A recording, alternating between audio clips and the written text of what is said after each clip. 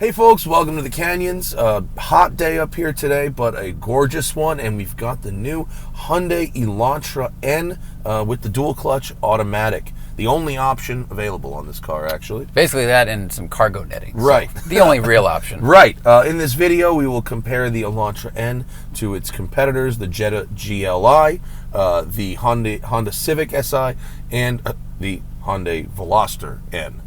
Strangely, but we'll explain that. And Kona N.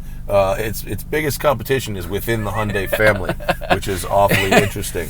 The Game of Thrones struggle against itself. Right, of course, and also the all-important, should you buy one and is it good? Correct. These are important questions. And should you buy the automatic, because it comes with a 6-speed manual as well. Boilerplate items. Starts at $32,000. The only real option is the automatic gearbox, which adds about $1,500. And to be noted, if you want the sunroof, you have to get the auto. No sunroof with a manual. It comes with that. 2-liter 4-cylinder turbo front-wheel drive, 286 horsepower at 6,000 RPM, 289 pound-feet at 2,100 RPM. So nice wide power band, 4,900 RPM wide. Excuse me, 3,900 RPM wide. Sorry, my math is great today. Okay. The 6-speed manual is standard, or the 8-speed dual clutch, which we have today. The dual clutch weighs about 100 pounds more.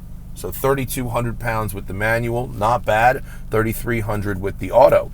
0 to 60 with the auto is 4.8, with the manual is 5.3. Quarter mile, you gain a half a second with the auto, 13.4 instead of 13.9. Both cars have a top speed of 155. I believe you gain 1 mile per gallon highway with the DCT with also. the auto. Yeah. And one of the best things about a car like this, you get that 10-year, 100,000-mile powertrain warranty. So you could beat the snot out of it.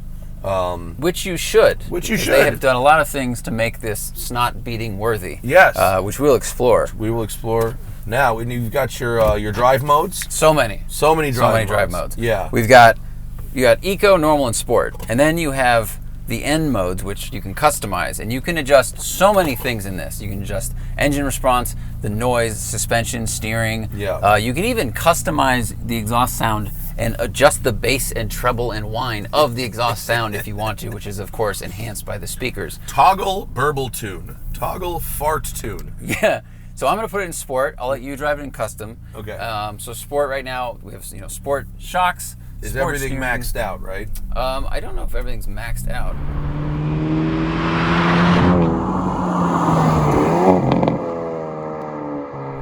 Ooh, fart mode is turned up. Fart mode is activated. We are in the Brussels sprouts mode. Steering is a little heavy.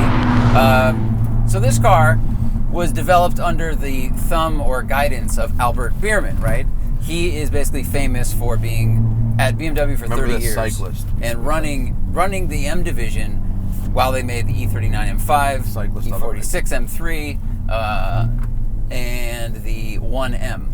And then in 2015, They taxed him in 2015 they from BMW. stole him. They stole him. They stole him. And they were like, can you BMW this thing up a bit? We will give you lots of money. Yes. And from 2015 to 2021, he was the head of Hyundai's R&D department. What? This has Michelin Pilot Sport 4S tires on it, which is good. The shocks have a really good range of soft to very firm. I think very firm is a little too firm for me, but because this is kind of a bumpy road. On a road like this, it is. I also had the pleasure of driving this car at Sonoma Raceway about 6 months ago. And Sonoma's pretty smooth. It's pretty smooth, and there it was in full sport kill mode, and it felt great. And you could really feel like the chassis is rigid in this. They did some extra welding. The bushings are stiffer than the normal Elantra, and they have that rear strut bar. And you really noticed it. Like you could rotate this thing around tight corners. It felt like it was able to lift the rear wheel because it was so stiff. Yeah, there's not really any understeer. It really sticks when you turn it in. You can, if you apply liberal power and you're going uphill, like we saw when you were pulling out of the main turnout there, you can spin the front tires if you're going uphill for sure. But the turn in is really good. And these seats, although the bottoms are a little narrow for me, the backs really are holding me in super, super well. I don't have to have a grip on the oh shit handles here. They're doing that for me as well. And I would say these kind of remind me of the NSX seats, where the bolsters aren't like aggressively vertical, right? But it's like it's almost like it hugs you from the spine outward instead of just grabbing you on the side. You know what I mean? Yeah. But the lower thigh bolsters here, they're just a little too narrow. I drove this thing in traffic for an hour and a half yesterday, and by the end of it, I was like, I don't think I'd want to do my commute in that seat. I think the GTI, which has the same seats as the GLI, had a little more comfortable traffic seat. Now, I think this is a lot nicer to drive than the GTI. It's sportier, it's more aggressive. It feels tighter. It does. It feels like a more raw experience. Even if you turn off the fake audio sounds, there's just something about this car that feels more focused. And the GTI has like that wonderful, like kind of a grand touring ability. And yeah, it will let you drive it sportily. This just feels like more raw. This engine is more engaging in all the ways than the GTI is. Plus, this gearbox behaves differently than the GTI and GLI. The GTI and GLI have very little creep in idle. When you take your foot off the brake, there's a noticeable delay in between when you take your foot off the brake and when the clutches begin to engage. This one idle creeps much more like a traditional automatic and actually does it kind of aggressively. Like, I was surprised in traffic how much idle creep I got. And the shifts are quick. I mean, this thing. Oh, the gearbox is good. It's a good gearbox. I'm going to pull over. We'll let you drive, and maybe you soften the suspension. Some of those hits were some of those jarring, hits were hard. Those hits were like 80s snare drum cannon fire hits. Living on the edge. So when I make this seat for me, I got plenty of leg room here, but I wish the steering wheel came an inch closer to me. Like you put your wrist on top of the wheel. It's just, if I full stretch, I can do it. I actually, interestingly, had the same problem in the Audi S8 last week, where I had tons of leg room, but the steering wheel stopped an inch short of where I wanted it to be. Now, one might say that is a me problem and not a car problem. Well, there are other people out there that also have long legs. All right, I'm going to go into custom mode. So the engine is still on kill, the steering is in the middle, and the suspension is on soft. And I like that it displays those settings down in the dash. You don't always have to look over at the big screen. Yeah. Dual clutches have really done an amazing job of making somewhat ordinary cars feel pretty exotic. You know, this thing rips off shifts, at least as well as many $80,000 or $90,000 sports cars. Yeah, it's quick. The power feels good. The brake pedal is tight. Cyclist. Something they did with the brakes, when you lift off the throttle, it pre-pressurizes the braking system. So part of that response is due to that. It's almost like it hits the brake without activating the calipers so it's ready for you. It reduces the delay. That's what McLaren does with their gearboxes. Actually, it's a preload. Yeah. It's really responsive. The steering is quite heavy, even though I'm only in the middle setting right now. I'm surprised how much weight they programmed into the steering. It doesn't seem like it's in line with the fact that the car is only 3,300 pounds. Yeah, it feels a little artificial. And it's a decent rack system. It's electric, of course, but it's like mounted to the rack, so you kind of get good feel. But it's too heavy, and this is, like you said, medium setting. So heavy setting would be like, I don't know, replicating manual steering or something. I like the amount of body roll. It's like just enough to feel the weight transfer, but it's not so much where you're flopping around. I like the visibility too. The A-pillars aren't too big. I got good visibility all around. That helps me feel confident when I'm driving quick, that I can see. It drives like a smaller car, in my opinion. Survived. It survived. Nice. That highlights the agility Yeah. of the Elantra N. Yeah, this I did not kill a squirrel right there. You know, it feels small when you're driving quickly, but it's not. I mean, I just sat in the back seat to film the dashboard, and I had tons of leg room sitting behind a normal person. And who are you calling not a normal person? How tall are you? I'm tall. Yeah. I have the seat literally as far back as it goes. And what's impressive about this is it's the same exact size as the Civic Si, but it actually has more interior volume. And the Jetta is a few inches longer, but has less space. So they've done a good job packaging the inside of this car. The burble tune is set to high right now. Yes, yeah? I adjusted it. I added a little bit of bass. Carousel number 3. This is the dubstep setting. Did you add bass? Yeah, I did. I went into the EQ and I just dragged the bass high and I turned whine and tone down.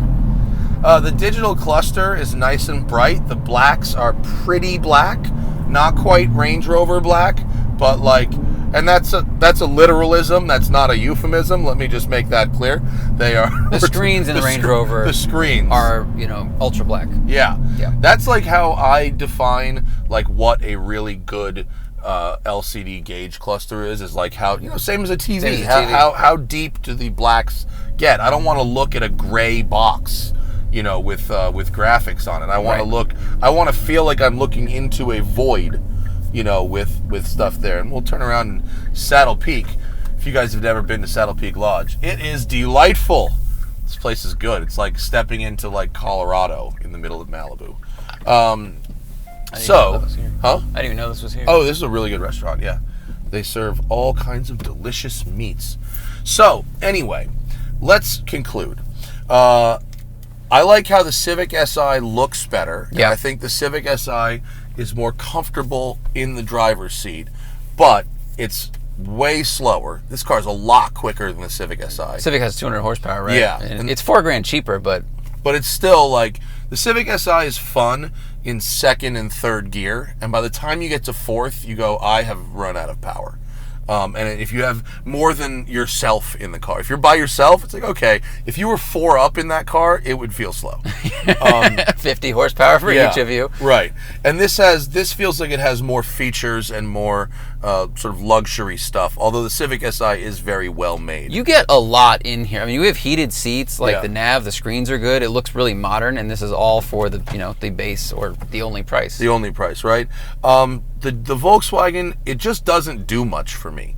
Objectively, like we've been saying for years about those products, does the GLI have the terrible GTI navs in it right now? No, it has still the has old buttons. one. Okay. According to the photos I saw, it still had buttons. Okay, well then maybe get one of those while you still can, before they ruin that product also. But compared to, I'd say the Volkswagen looks. This is not a great looking car, if you ask me. Well, the front is ugly. They say the front was inspired by a racing helmet. What? That's literally what they say, which I don't understand. The front is inspired by a catfish. Like an open face helmet with nothing in it? Like, I don't, it's, look at the back of the car. Just look at the back of the car. It's a reason to back into your driveway so that when you walk out of your front door, you don't see, you know. Rear is good. Side profile, not bad. The front is no bueno. But, fortunately, you don't have to look at that when you're in the car. Mm-hmm. When you're in the car, it's very engaging. It's pretty fast. It feels like a fast car. You can customize your modes for all different things. The multimedia is good. CarPlay works well. I integrated my phone very easily. You have lots of features. And the screen works fast when you're using the native screen. Like, it swipes back and forth 3 times. The refresh rate is much, much faster than what I experienced in Volkswagen. Yeah. So overall, I think this is a nice product. Yeah, I agree. It is. It's got practicality, space. You drove it to Palm Springs and back reasonably efficient, comfortable. Yeah, ride's really quiet on the highway. If you're kind of chubby like me, the seats may be a little narrow for you. The seats, you know, you can't get any kind of electronic seat. They're only manual. There's no lumbar support. Like, you kind of get what you get. So sit in it first. But, I mean, we've both found them to be pretty good for performance driving. And but value for money is there. Yeah. Is there. And, I mean, this versus the Veloster, like, they're basically the same car. Pretty much. But this one's just longer. But it's going to be a little more stable on the highway, a little less bouncy, and obvious stuff like seat room in the back.